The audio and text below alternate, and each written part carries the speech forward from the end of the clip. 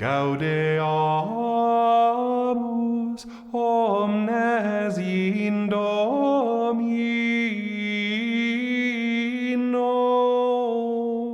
diem festum celebrantes, sub honore sanctorum omnium. Welcome to The Way of the Fathers, a podcast sponsored by CatholicCulture.org. I'm your host, Mike Aquilina. This is the 6th episode of our second series, and today we're visiting the 6th century and returning to Constantinople for our second council in that city. Sometimes the numbers just line up that way. These were strange and perilous times. The whole world seemed to be in an uproar, and the city of Rome was facing the worst dangers in its history. In the year 476, the last of the Roman emperors of the West had resigned. There was still a Roman emperor, but he lived in Constantinople. Rome itself was no longer part of the Roman Empire. Instead, barbarian kings ruled Italy, supposedly in the name of the emperor, but only in the way that the Canadian government rules in the name of the Queen of England, without expecting her to exercise any real power. After half a century of this barbarian rule, a new emperor came to the throne in Constantinople, an ambitious man who conceived the almost absurd notion of reconquering the whole Western Empire. His name was Justinian, and he almost succeeded. His brilliant general Belisarius reconquered the old province of Africa, including the great city of Carthage. Then he set his sights on the real prize, Italy, and above all, Rome herself. It took years of devastating war to reconquer Italy. The Romans at first welcomed the imperial government, but it wasn't long before they had plenty of reason to regret their enthusiasm.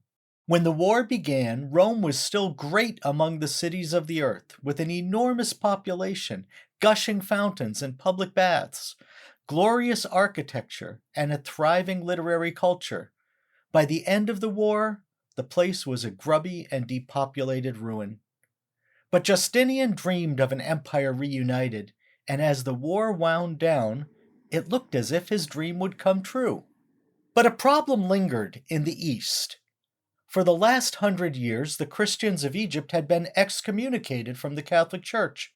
In 451 AD, their bishops had rejected the conclusions of the Council of Chalcedon, along with the doctrinal summary issued by Pope Leo the Great and accepted by the Council. Like so many earlier disputes, this one hung up on a linguistic problem. The Council of Chalcedon had condemned the monk Eutychus and his followers for teaching a heresy called Monophysitism. It was the belief that Jesus had only one nature. Chalcedon stated that Jesus had two natures. He was truly divine and truly human. The Egyptians took exception to the language of Chalcedon because they interpreted it as a repudiation of Cyril of Alexandria, their great hero bishop of the 5th century. Cyril had, in a single instance, used the phrase one nature to describe Jesus Christ. But in the context of all his other writings, it was clear that Cyril did not mean what Eutychus meant. Cyril's doctrine as a whole was orthodox. The doctrine of Eutychus was not. It was heretical. Justinian's ambassadors made this case to the Egyptians but got nowhere. The emperor remained determined, however. He wanted empire-wide unity in religion, and he had other motives too. His wife Theodora was a Monophysite, and her dearest wish was to see the Council of Chalcedon undone. She wanted to see the Monophysites triumph over the Orthodox. Of course, the Pope in Rome was actively engaged in the conversation. His representative at the court in Constantinople was a man named Vigilius, who was ambitious to be Pope himself when the job became available again. Vigilius got to know Theodora, and he made her a sensible offer. "Make me the Pope," he said, "and I'll fall in with your program." This was too good for Theodora to pass up. The Empress had already tried to get Pope Silverius to see things her way, but he was stubborn. Rather conveniently, then, a letter appeared in which Silverius appeared to make treasonous statements, even offering to open the gates of Rome to the Gothic army. Silverius said the letter was a forgery, but he was overruled and deposed. Theodora's agents ensured that Vigilius was elected to replace him. Well, the first thing Vigilius did was to have the deposed Pope Silverius handed over to his own protective care. Silverius didn't survive long. The ancient Book of the Popes says that Vigilius sent him into exile in Pontiac and fed him with the bread of tribulation and the water of bitterness, and he fell ill and died a confessor. Now that Vigilius was secure in his throne, the next obvious step would be to recall all the Monophysite bishops who had been deprived of their sees because of their heresy. But something strange happened to Vigilius. Now that he was pope, he gradually lost interest in the Monophysites. In fact, he seemed to turn quite orthodox. Theodora waited, but there was no change in Rome's attitude toward the Monophysites. Eventually, she wrote Vigilius a little letter saying, "Come, fulfill for us what you promised of your own free will." But Vigilius replied, "Far be this from me, Lady Augusta. Earlier I spoke wrong and foolishly. Now I absolutely refuse to restore a man who is a heretic and under the anathema. Though I am unworthy, I am the vicar of blessed Peter the Apostle, as were my predecessors, the most holy Agapetus and Silverius." We can imagine how Theodora would have received this reply. What confounded insolence! Didn't they have an agreement? We have a harder time imagining what might have been going through Vigilius's mind. He knew what Theodora was capable of. He had seen how easy it was for her to get rid of Silverius, and all he had wanted was a cushy job. Then why this sudden courage in doctrine? What made Vigilius stand up to one of the cruelest and most ruthless rulers in history? It seems almost supernatural. Well, Theodora put her representative on a ship to Rome with orders to arrest Vigilius. "If you find him in St. Peter's," she said, "leave him alone. But if you find him in the Lateran, or in the palace, or in any other church, stick him on a ship right away and send him to me, or by God, I'll have you skinned alive." Vigilius was arrested in the Church of St. Cecilia on the feast of St. Cecilia, and he was taken by ship to Sicily. There he seems to have been treated with courtesy and allowed to keep his wealth.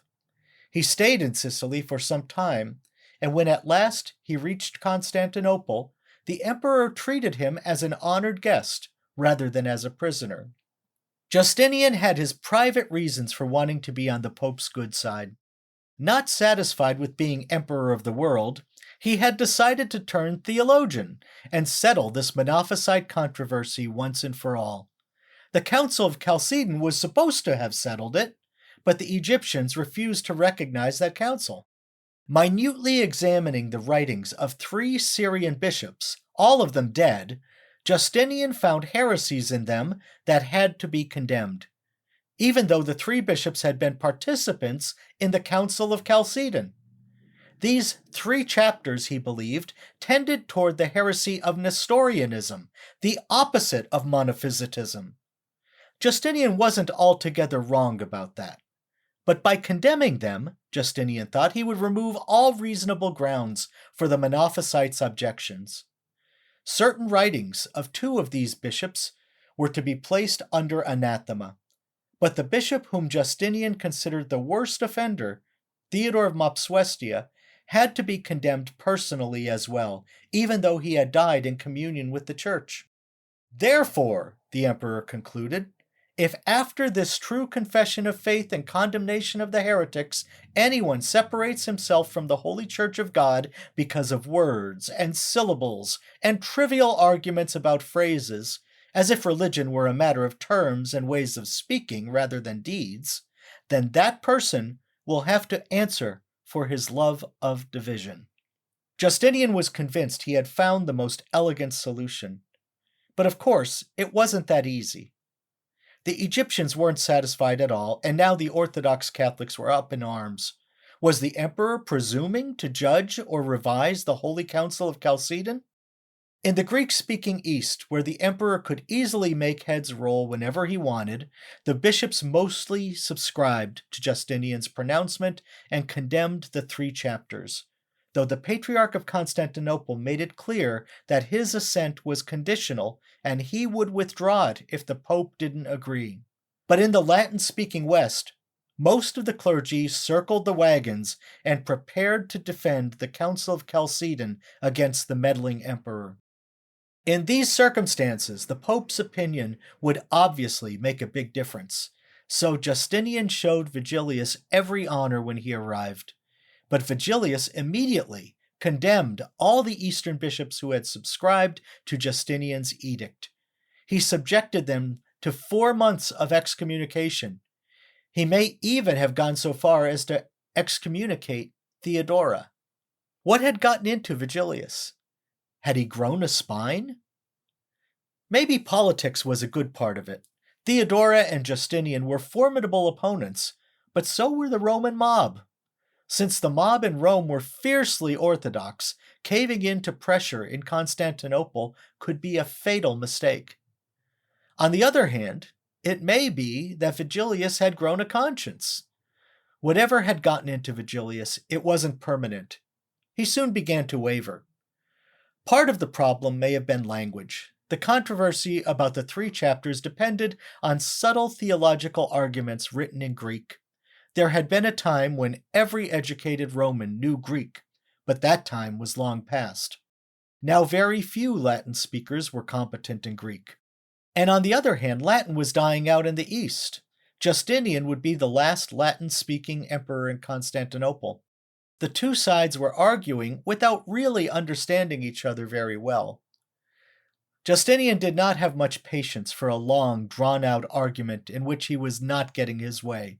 He used every art to persuade or bully Vigilius into condemning the 3 chapters and recalling the Monophysite bishops who had been deprived of their sees.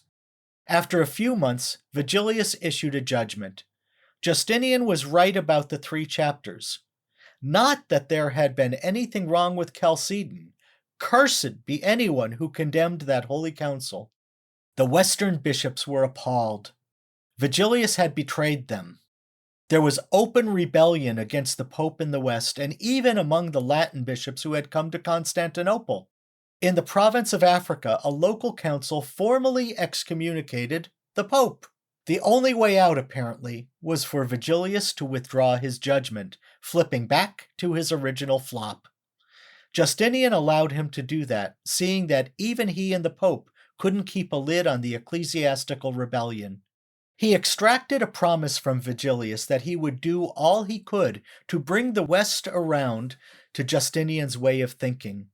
Meanwhile, a general council of the church should come together and decide the matter once and for all. The council was summoned. It was held in the capital city in 553, and it is known as the Second Council of Constantinople. Justinian tried to foreordain the council's decision by firing bishops who refused to agree with them. The only Eastern bishops left were those who were willing to condemn the 3 chapters. The Western bishops were appalled by Justinian's interference and refused to budge. Condemnations and counter-condemnations ensued.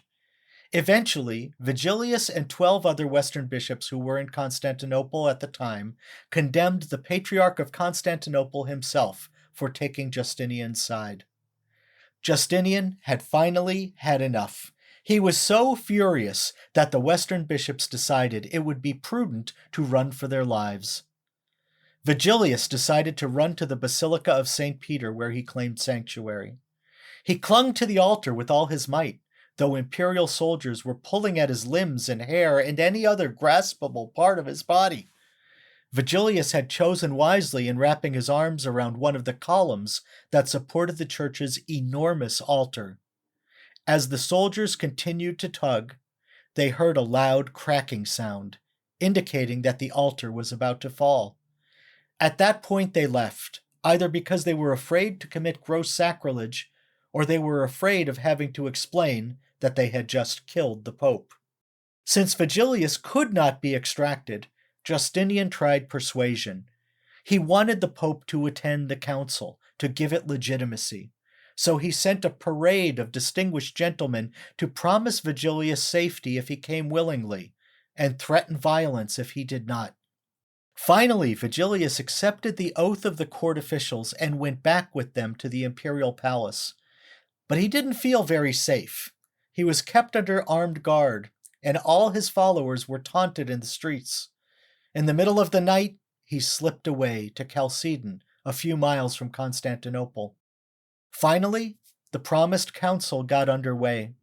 Justinian wanted Vigilius to preside, but he refused, and all the Latin bishops stayed away. Only Eastern bishops showed up. Vigilius wrote a treatise and sent it to the council. In it he complained that while some of the writings Justinian had condemned were in fact wrong, the whole procedure of condemning them had been worse, and there was no precedent for anathematizing a man who had died in the peace of the church.